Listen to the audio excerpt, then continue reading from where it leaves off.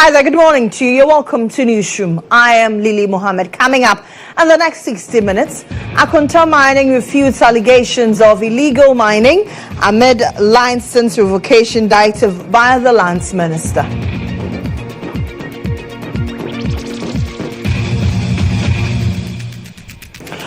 Also, 13 dead, several injured as fuel tanker crashes into a Sprinter bus at Amanasi on the Accra-Kumasi highway.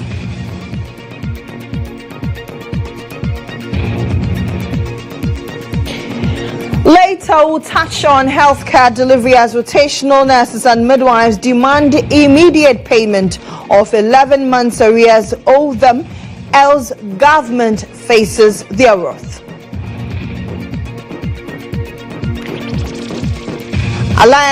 Leaders from the Alliance of Sahelian States to attend launch of ECOWAS's 50th anniversary ongoing here in Accra.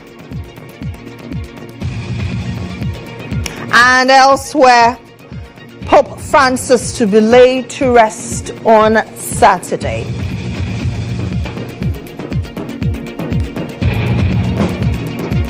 We have details of these and many others all in this 60 minutes belt. Please do stay tuned in.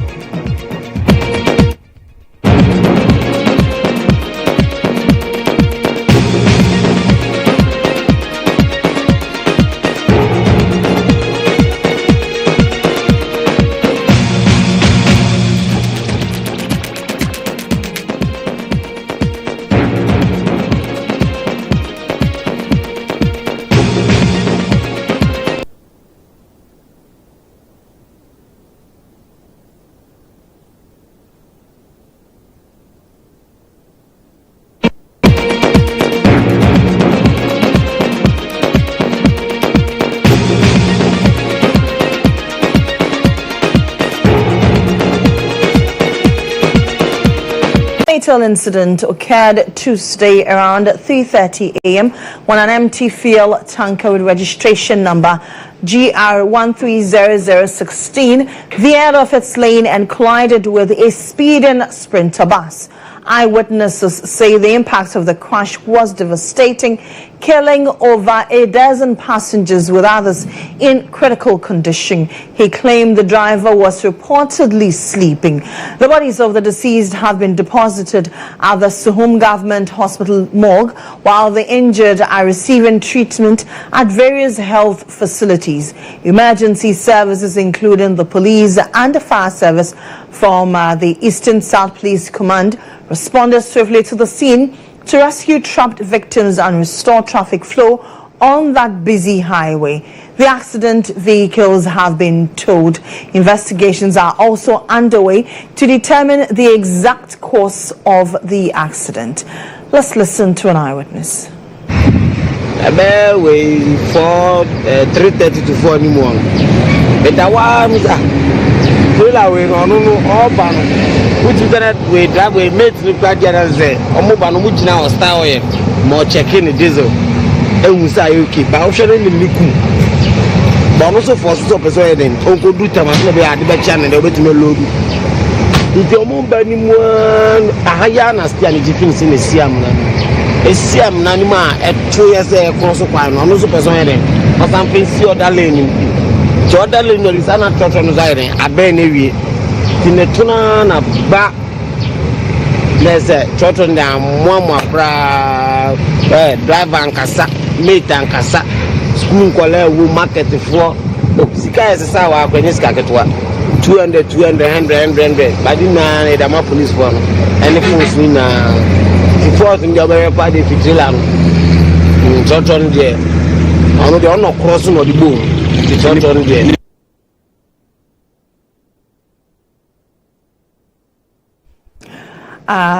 So that was an eyewitness account of that accident on the Accra-Kumasi highway, the Suhum area.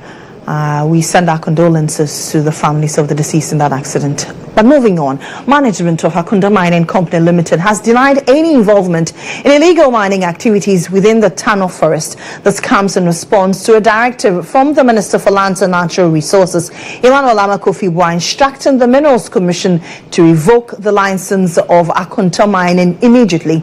Addressing the media, the Member of Parliament for Lemble stated that officials from the Forestry Commission involved in the matter should be immediately interdicted. He also noted that the Attorney General will be investigating the case.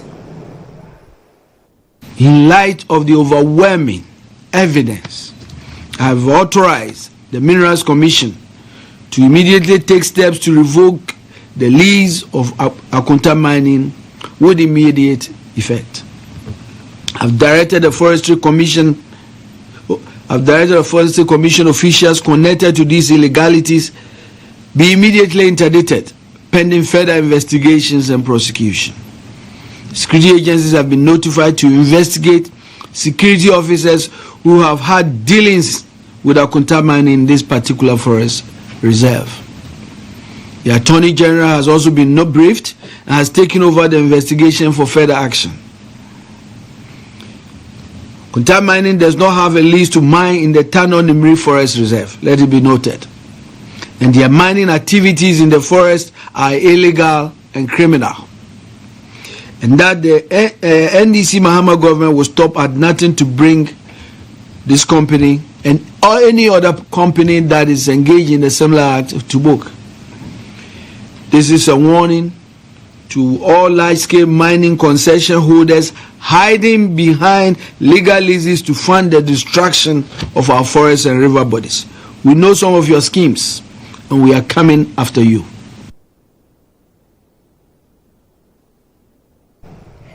Meanwhile, convener of the Ghana Coalition Against Illegal Mining, Engineer Dr. Kenneth Ashigbe, has urged the government to ensure an immediate prosecution of perpetrators.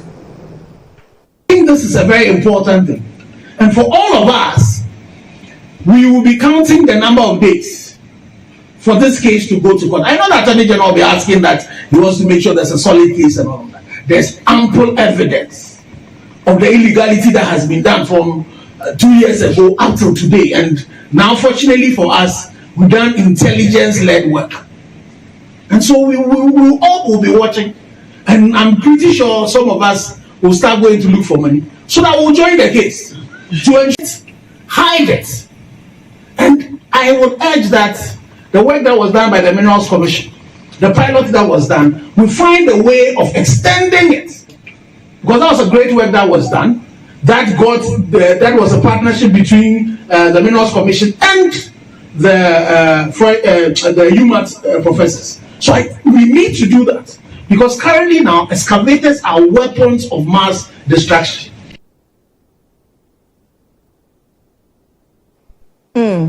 Now, in reaction to the development, management of Akunda Mining responded firmly, denies any mining operations in the Tano Forest. They further stated that the government's actions were based solely on unproven allegations. Joining us is legal counsel for Akunda Mining Company Limited, Kwame Adomapia. Thank you very much for joining us, counsel.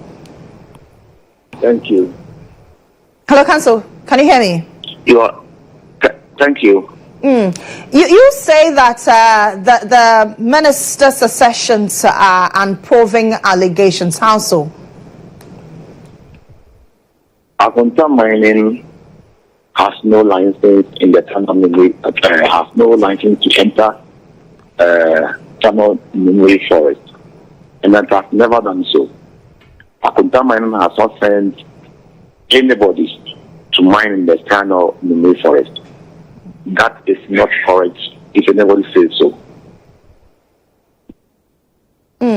But at what point was your attention drawn to the minister's assertions? Were you contacted? Were your clients, let me not say you, were your clients contacted about the said mining in this forest reserve? To the best of my knowledge, we had the information yesterday through the press. And what has been your response to the ministry? Have you responded officially to the ministry, or you also responded in the press? We've not yet received a formal complaint from the ministry. They came out, the ministry came out through the press conference yesterday, and we responded to it by issuing a release to deny all that was said about Akunta mining, that it has entered into the Ghana Mumbai forest, which is not correct. Allegations are allegations. They remain allegations until proven. The minister mentioned a certain name, IEC. Do your clients have on their board of directors anybody by name IEC or AEC? We do not have any person named IEC working for Akunta mining. The minister says that the license of Akunta mining will be revoked. Will you challenge this in court? We are yet to receive a formal revocation of our license. And if you receive the formal revocation, but whatever reason that we're giving for the revocation, we consider it and know the next line of action to take. But as it stands, there's information out there in the public. What will you do for your clients? First of all, we've already issued a press release to deny whatever was said against the case. If associating is part of the case and you put it on the a scale, where the balance with teeth will tell you who is wrong, who is right. But as we speak right now, tenets of democracy require that we go by the rule of law. Under the rule of law, you must follow the due process of law. We have not been informed of any complaint. All that we heard about that was the allegation being made against us. And based upon the allegation, a definitive conclusion has been drawn by judgment already passed. This is unfortunate for Mother Ghana. Council, let me find out from you. Does Akunta mining do its mining activities in any forest reserve? They are your clients. Are you aware that they do any mining of a sort? We have not gone into any forest reserve. Akunta mining is a responsible mining company. It has procured a lease. It has done all the necessary paperwork, the EPA, environmental impact assessments, entry permits. Everything has been given to us. The allegation that Akunta mining has polluted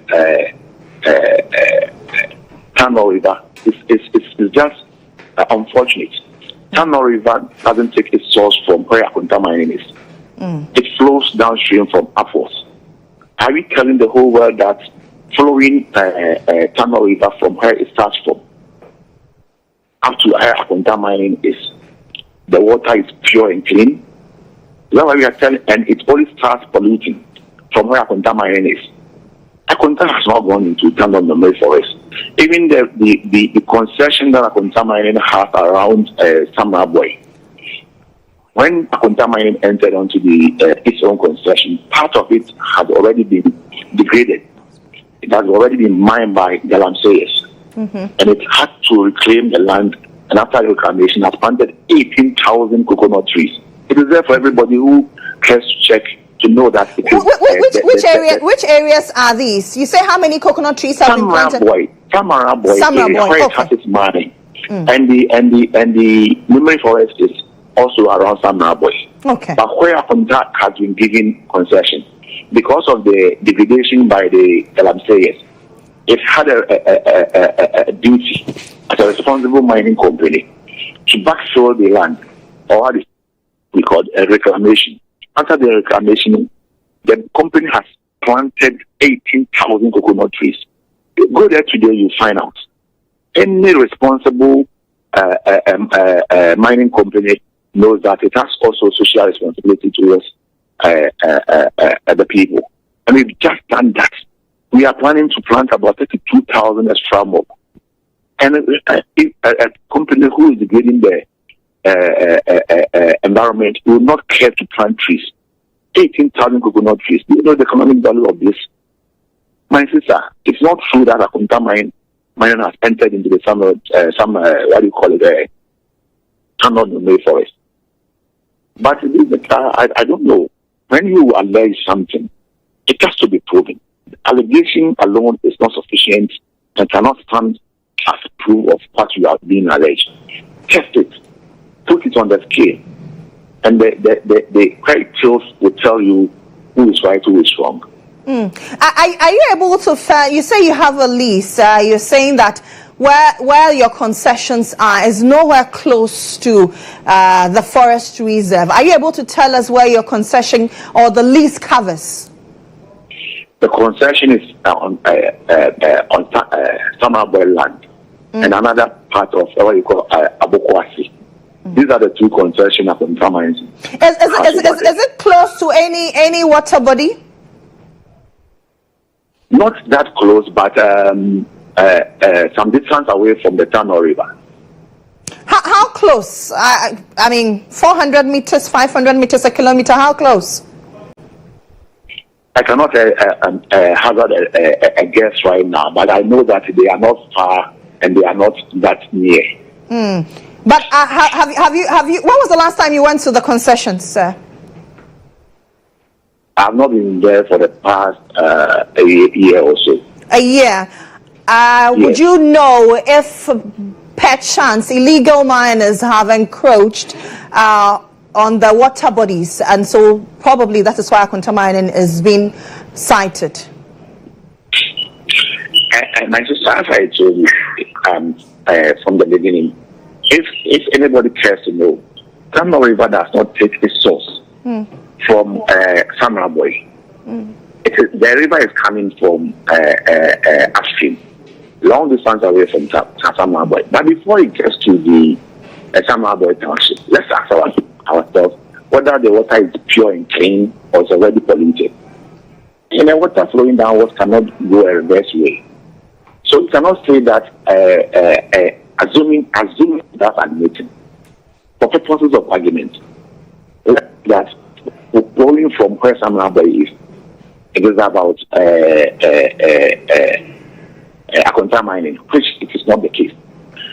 What about the distance from where the source and where it gets to Akonta mining concession, near Akonta mining concession? Is the water polluted or is it clean? Let's answer these questions. We know the danger. But since you have not been there for over a year, are you able to ascertain whether the tunnel is clean or not? And are you able to ascertain whether the activities of Akonta mining may not have seeped into the river? We've not been told that upstream the water is clean and it only gets bad where Akonta mining, near where Akonta mining is. We've not been told that. We've not been told that upstream Akonta Tano River is clean and pure. And upstream you can find fishes. That is not the case. And if that is not the case, you cannot say that because we have a concession some distance away from, some kilometers away from the river, everything that passes from upwards, the pollution coming from upstream is due to Akonta mining activities. Akonta mining has not done anything toward to affect the cleanliness of Tano River, and it's not even entered into the Tano River. Those statements that were made are purely allegations.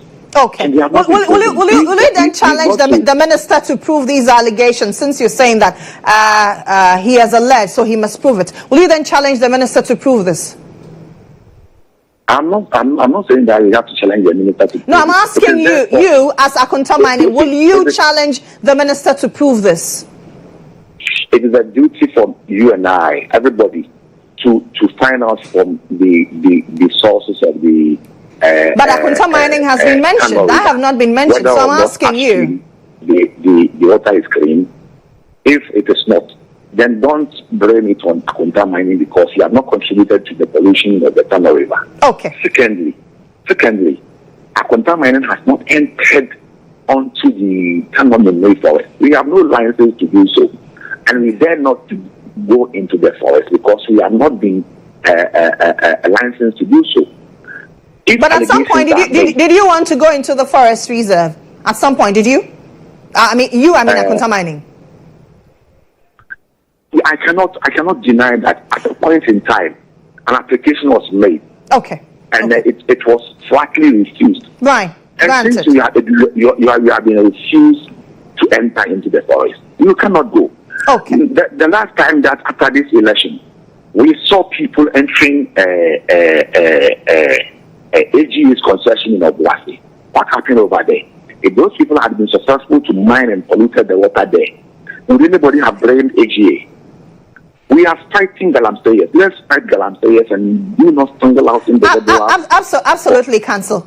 Thank you very much for speaking to us. That's Council for Akonta Mining.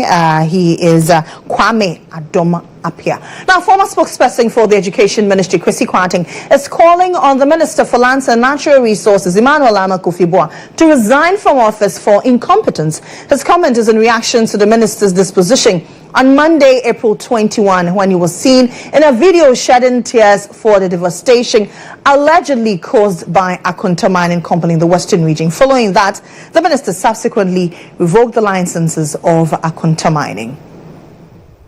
You come and sit on TV as a minister, and in your attempt to call the whole nation behind you to address a peculiar issue, you come and sit on TV and politicize it, and now come and sit there and cry, who is going to support you? And now you now call us that it's a national fight. It is not a national fight. It is a government fight. It is a party fight. He should deal with it. We are not in government. Nobody is going to support him. If Chairman to me or Akonta Mining or any other person is involved in any illegality, they have the power. They have the laws. We are using Jakwa to go to everywhere, ransacking homes and other things. When it comes to mining, you come and drop people into it. Let's now find out what your thoughts are about this on social media. And Nana Akwa joins me with those comments. And Nana, what are people saying? How are they reacting? Well, Lily, we asked if they think it's a step in the right direction to take over the mining license from Akonta, and Bright says it is the NDC that made us believe solving galamsey could be done in 3 months. The MPP is just using their own words against them. Seth adds, tell the minister to go to his constituency, which is Elembele. More galamseyers are there. Ambrose says this is a great step in the right direction, something the previous government wouldn't do over the period. Trust the minister to deliver. He is providing solutions. That's what Ambrose thinks. Emmanuel says it's a very bad decision. You can't solve say issues through these rough tactics. We have Jonas here. Is Akonta Mining asking, is Akonta Mining the only company with a mining concession? It's good to revoke the license, but what about that of the other NDC executives? Or are they in power so they can continue to mine? We also have Stephen, get ready for a legal battle. Then we have Michael asking, will they do it? We also have Lex, a mining company is doing illegal mining with a mining license. I see. We have here, this is just a political witch hunt. When we move over to Instagram, Nee says revocation revocation only is not enough. Please prosecute as well. We have Bentil who says people need to be arrested too. Those are our comments that we have there. Now we also put up something onto WhatsApp as well, asking, do you think the same thing? Now we had 165 people saying, yes, it shows the government is finally taking strong actions. We also have 30 saying maybe it's a good start, but more consistent enforcement is needed. Our third point is no, it's just a smokescreen. Galamsey will continue unless deeper issues are addressed. Now 23 people responded there. Then 8 people also said not sure. We need more transparency and long-term strategies. So there's a mixed bag there. Right. Yeah, so Lily, that's what we have. My name is Nana Akwa. Back over to you. Thank you very much, Nana, for those thoughts and comments. Now, let's move away from galamsey and talk about governance in Africa as the heads of state and dignitaries from across West Africa have converged here in Accra as the Economic Community of West African States, ECOWAS, kicks off celebration marking its 50th anniversary. The celebration is considered a milestone reflecting 5 decades of regional integration, cooperation, and shared aspirations. Speaking at the opening ceremony, Minister for Foreign Affairs, Samuel Okujeto-Ablakwa, called for more resilient and united ECOWAS to keep the African unity dream alive. Financing this launch and the 2-day Extraordinary Council of Ministers meeting scheduled to take place right after the launch has been almost entirely paid for by ECOWAS member states. The Ghanaian taxpayer, therefore, has not been saddled with the entire cost of this event. Your Excellencies, we invite all member states, institutions, partners, and the people of West Africa to participate actively to share our common stories, to chart together the path towards a stronger, more resilient, more united ECOWAS, and to keep the ECOWAS and African unity dream alive. As Osajefo Kwame Nkrumah reminds us, if we in Africa can achieve the example of a continent knit together in common policy and common purpose, we shall have made the finest possible contribution to that peace for which all men and women thirst today, and which will lift once and forever the deepening shadow of global destruction from mankind.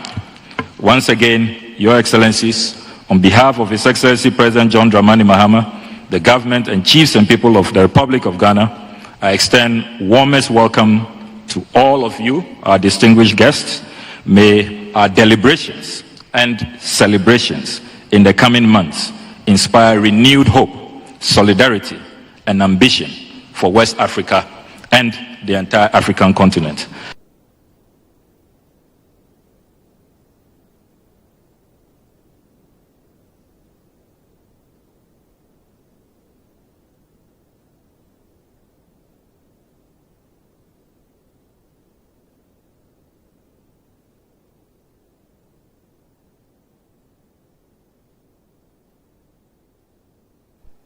All right, let's find out, are we able to keep the African dream, African unity dream really alive? Let's speak to a CD fellow, Dr. Kudjo Asante Pumpuni. Doc, thank you very much for joining us. Good morning. Good morning to you. Good morning. Can you hear me? Yes, I can hear you very loud and clear. I hope you're doing well. I'm good. Okay. I'm good. Thank you very much for asking. Good to know. Are we able, 50 years on, can we beat our chest and say that we're still able to keep the African unity dream alive? Well, thank you very much. It's an auspicious day, I think, for ECOWAS, but I think everybody is clear that we are not in a good place. We are talking about ECOWAS 50 years on, where 4 countries are under military rule currently. 3 have left formally the ECOWAS, mostly from the Sahel. We have political instability in a number of countries. Presidents and heads of states are trying to extend their terms illegally. There's insecurity in the Sahel. A place like Burkina Faso has almost 60% of its territory controlled by jihadists. So this is a very difficult period. ECOWAS itself and its reputation, it's a challenge. Most citizens do not see ECOWAS as being able to step in, whether they are being oppressed, whether they are facing threats from terrorists and so on.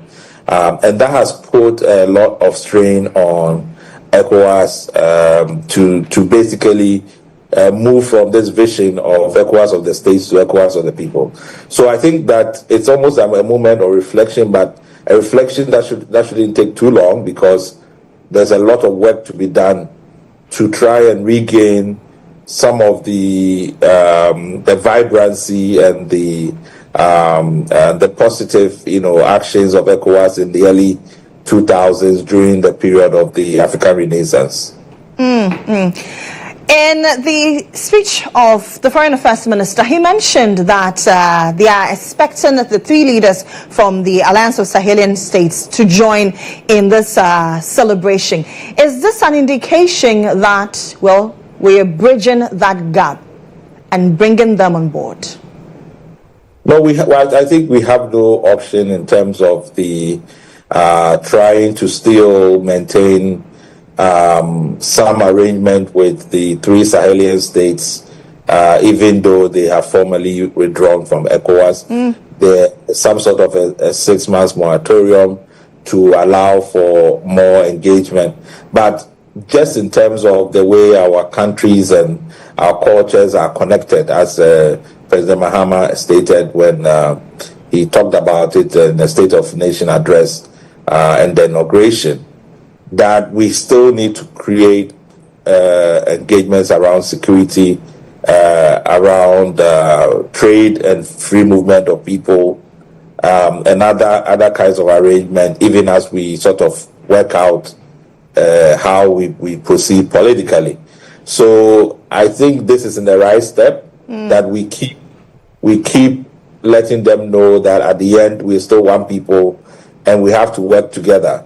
But at the same time, I think it is important to also remind them that they cannot continue, as military regimes, to suppress rights, to where, serious human rights violations, because these are the same things that military regimes complain about of the civilian regimes, why they thought that they should take over. And if you're doing the same thing to your citizens, then basically you are not being truthful, to your objectives, because there are journalists who have been abducted. People don't know where they are. People can be taken to the front lines to go and fight, and they have no training. I mean, so these are horrible things that are still happening. So even as we draw them closer, we have to also remind them of our values, the basic humanities and the dignities that a state must respect, being part of ECOWAS. So it shouldn't be just one-way street. Yes, we want to continue to treat them as brother countries and sister countries, but at the same time, we also have to remind them of their responsibilities as states, as heads of states, and so on. Doc, from where you sit, do you think the narrative that ECOWAS has outlived its usefulness is true? Well, I don't think we have any choice. We need a regional body where we can deal with, sub-regional issues. We have a serious issue of youth unemployment across the sub-region.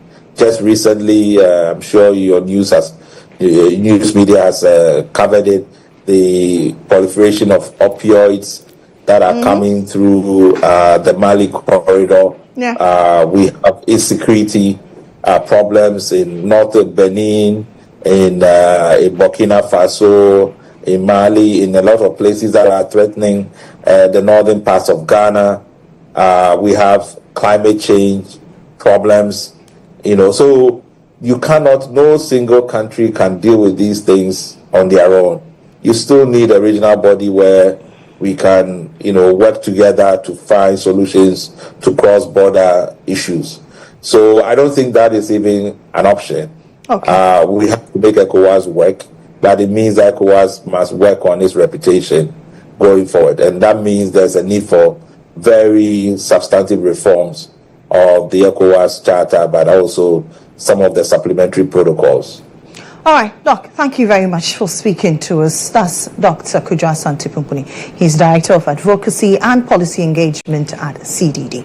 Let's move on and do other stories. The Rotational Nurses and Midwives Association has raised alarm over the prolonged non-payment of allowances, revealing that over 20,000 rotational nurses and midwives have gone unpaid for the last 11 months. In a strongly worded statement, the association said the delay has killed their passion for nursing, especially when their national service counterparts continue to receive regular stipends. They attribute the delay to the Finance Ministry's failure to provide financial clearance despite their continued nationwide health care service. While the Ministry of Health cites administrative bottlenecks, the affected nurses say they have lost confidence in government assurances after months of unmet promises. The Registered Nurses and Midwives Association has given government up to 30th April to clear all arrears owed them and be given priority postings for the next batch of rotational nurses to ease their financial burdens.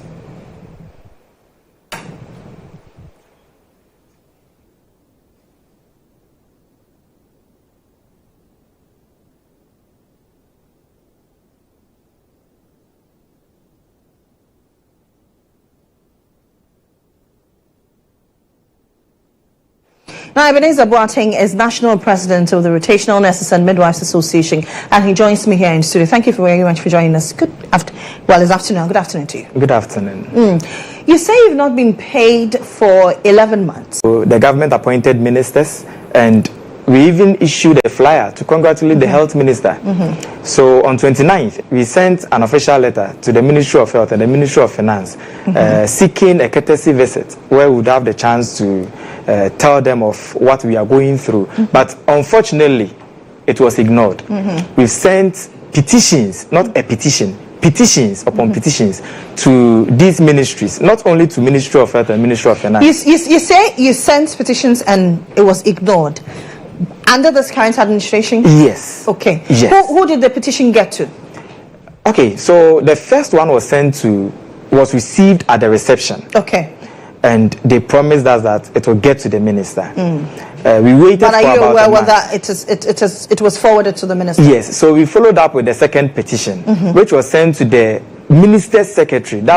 She was the one who received the second petition. And we asked from the records and they said, oh, our first one is almost at the office. So this one was sent to the secretary to the minister. And all of them are to no avail. I will say a big thank you and I will commend Honorable George Opariado, Minister for Youth Development and Empowerment. He's the only person who responded to my text message, invited me to his office and told us to bring a petition so that he can arrange a meeting between us and the health minister. But it's unfortunate. It's almost a month now and we've not heard from him and all efforts. Have you gone back to him? Yes, all efforts to reach him has also been proved futile. Yes, please. Minister, have you also tried seeking audience with the Ministry of Employment and Labour Relations? Not really, but our petition was also sent to the Ministry of Trade. Okay. We sent one to Ghana Health Service, National Youth Employment Agency. We sent some to the National Service Authority. Okay. So they are all and aware. Have you gotten response from all these agencies, especially the Ministry of Health, which is your mother body? None of them has responded. None of them. And the Ghana Health Service, which None of them has responded. So how have you been coping 11 months without salary? Yes, that's allowances, per se. That's something you have to thank God for, because what my people are going through is disheartening. Let's take this one for instance. One of our colleagues just passed on 3 days ago. That's sad. She has worked for almost 11 months, all in vain. She received nothing for the 11 months of work. She's not the only person who has passed on. 2 of our colleagues have passed on. We have 3 of them currently on admission. Some at Cath and also 37. They need monies for their surgeries, yet they are not getting the help from anywhere. These allowances that could have supported to, we don't know where it is. We don't even have the financial clearance yet. Not even to talk of the allowance coming. So that's what we want now. We want our financial clearance before the end of this month. Then probably next month they pay us our allowance. But how long has this financial clearance issue persisted? Yes, it's about 3 to 4 years now. 3 to 4 years? Yes. Okay. It wasn't like that initially. But during the second term of the former government, that was when the delays started. And now it's getting out of hands. Initially, they would have had their financial clearance as at this time. But now, we don't even have the financial clearance yet. Not to talk of the allowance coming. You say this situation has killed your passion and you're giving government an ultimatum, 30th April. Today is 22nd. We have 8 days approximately, right? After 8 days, what next? Are you laying down your tools, saying bye-bye to the nursing profession? Okay, thank you. So this is where it will start from. Our junior colleagues are yet to, or they are now registering for the PINCOs to do their national service. And we are also telling the National Service Authority to post them to facilities of their choice. Meaning we want them to give them the chance to do special posting because our allowances don't come. So if you post someone from Accra to Tamale, who is she or he going to stay with? How will he or she cope with the environment? Transportation, feeding, among other things. So this is what we are telling them. It's either they give them the financial clearance and then post them to wherever they want to post them. With an assurance that at the end of every month, the allowances will come. With that, we have no problem with the National Service Authority posting them to wherever. Or they can post them to facilities of their choice where they will have support from family and friends so that they can do their service. So if it doesn't happen in any of these 2 ways, we will merge with them. We are the leaders. So those doing the rotation now and those who are yet to start, we will form an alliance and we will say bye-bye to the national service. We can't go on with it with an empty stomach because a hungry man is an angry man. So for starters, you will boycott the national service boosting? Sure. Okay. Sure. Because they can't work with an empty stomach, and you can't post them to the length and breadth of the country without giving them money at the end of the month. It can't happen like that. It can't happen like that. Then beyond the national service, what else are you doing? Yes, beyond the national service to the leaders have a meeting coming up where we will decide what to do. Will that include saying bye-bye to the profession? No. Since your passion is dead. No. For the profession, we are not saying bye-bye to the profession because it's on our hearts. That's what we want to do. So after this, we will come back to the unemployment issue because during their campaigns and their tours, they spoke about it, and we were assured of employment. So we have 2 batches currently in the house, and we will be the 3rd batch. We also need assurances from the government that immediately after completion, that's the rotation, we are also assured of employment because we can't go for these skills and then after the service we go back to the market to sell. We go back and ride our Okadas. No. If they want us to be Okada riders, fine. They shouldn't waste our time in schools. They should let us know. And just recently, they reduced the amount they are charging for the forms. And that's not what we need. Okay. You reduce You think that's much ado about nothing? Yes, fine. It's good to reduce it, but you get more people in the system. You can't employ them. You have no plan for them. So you want to add more people to the system, yet you have no clear roadmap to employ them. Then what are you doing? So we seriously call on the Ministry of Health and the Ministry of Finance as soon as possible to give our financial clearance to us. Then hopefully next month, pay us our allowances because it's something we've worked for. Let's assume our leaders are unpaid for even 3 months. What will happen? Okay, thank you very much. Ebenezer Boateng is the national president of the Rotational Nurses and Midwives Association of Ghana, and he says they are giving government up to the 30th of April. From thence, then they will advise themselves on other means, right? 2 organizations, Action Aid Ghana and Christian Children's Evangelistic Ministry, CCEM, are making significant strides in supporting early childhood education in the Upper East region, from the donation of classroom furniture in Binduri to the distribution. Stress the importance of collaborative action to address structural challenges in basic education. With this said and done, you contribute to us maintaining this little infrastructure that we are given so that we can expand the longevity of the furniture and ensure that communities benefit more optimally. The support package was made possible through Action Aid's child sponsorship program, supported by individual donors from the UK. We are doing this because we have realized that most of the schools in Binduri district, their major challenges is furniture in the classroom.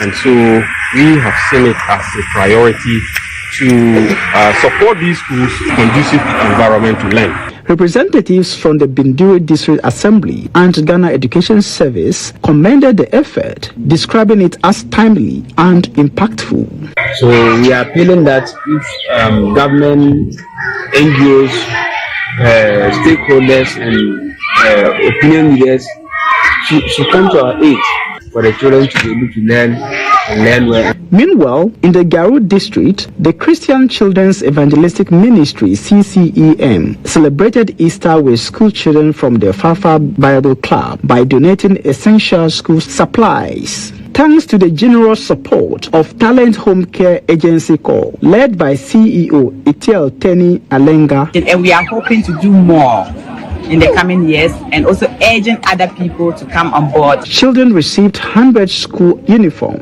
bags, exercise books, and sandals, plus a warm meal and refreshments. There are some of the children who are on monthly support from the organization, provides educational materials, school uniforms, and other things. Those 2 initiatives from Action Aid and CCEM are helping to close the gap in early education access. 1 chair, 1 pencil, and 1 uniform at a time.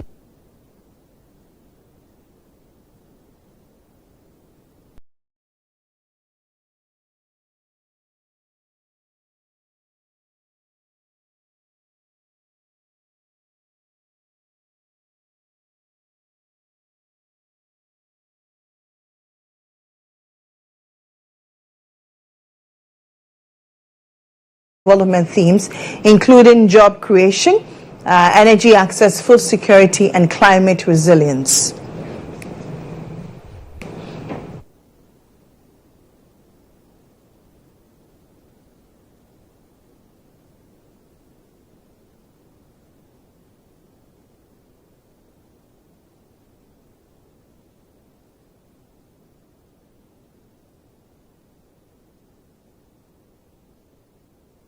Let's now engage an associate professor at the University of Ghana Business School, Professor Patrick Sumin, on this. Now, Prof, thank you very much for joining us. Now, the IMF boss is calling for stricter moves in the face of rising inflation. Is this something we can realistically do? Good afternoon, and good afternoon to viewers.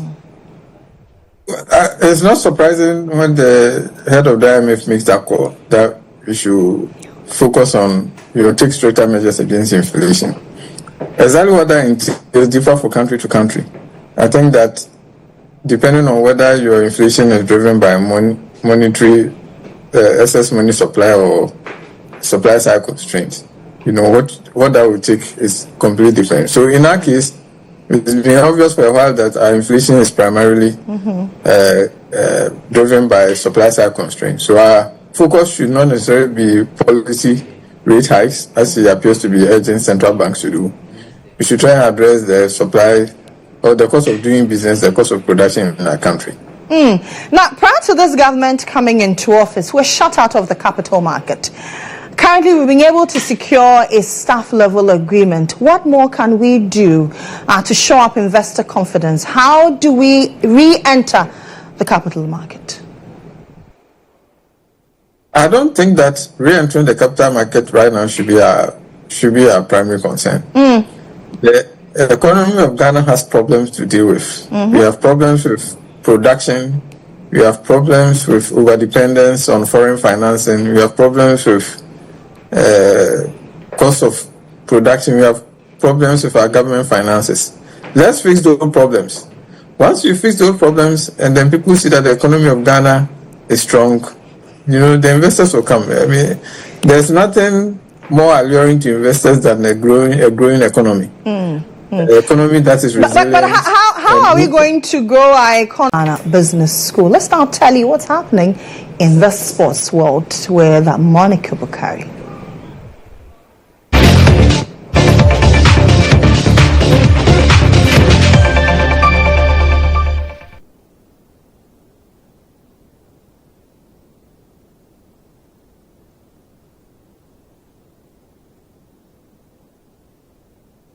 Many thanks for joining me here on Sports Brief. I am Monica Bukari. Kumasi Asante Kotoko Sporting Club has appointed coach Karim Zito as the new technical director after parting ways with head coach Dr. Prosper Nate Ogum after a disappointing 2-0 loss to Nations FC on Sunday. This decision was reached following a constructive decisions between both parties with a shared understanding that it is in the best interest of the club at this time. Management of Kotoko, however, through a statement released, thanked coach Prosper Nate Ogum for his dedication and service to the club, while also wishing him the very best in his future endeavors. The statement further urged supporters to remain calm and continue to support the club during this transition. Kotoko dropped to 4th in the league standings with 47 points from 28 matches.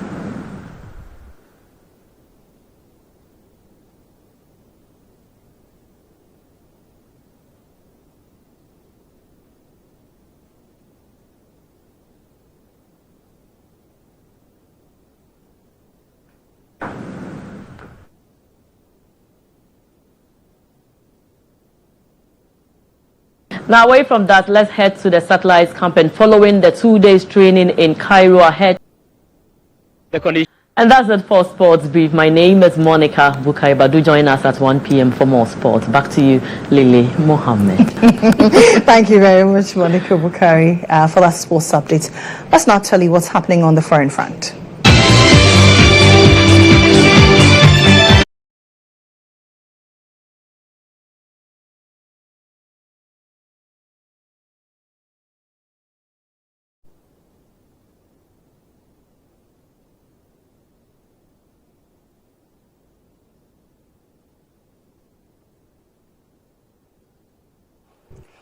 On the foreign front, the Vatican has announced that a funeral of Pope Francis will take place on Saturday, April 26 in St. Peter's Square. The funeral liturgy will be presided over by Cardinal GHOne Battista, Dean of the College of Cardinals.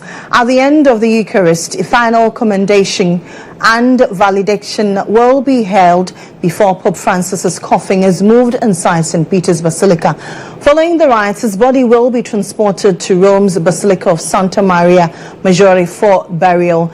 Pope Francis, the first Latin American pontiff, passed away on Easter Monday at the age of 88 due to a stroke and heart failure at his Vatican residence, where he had lived since his election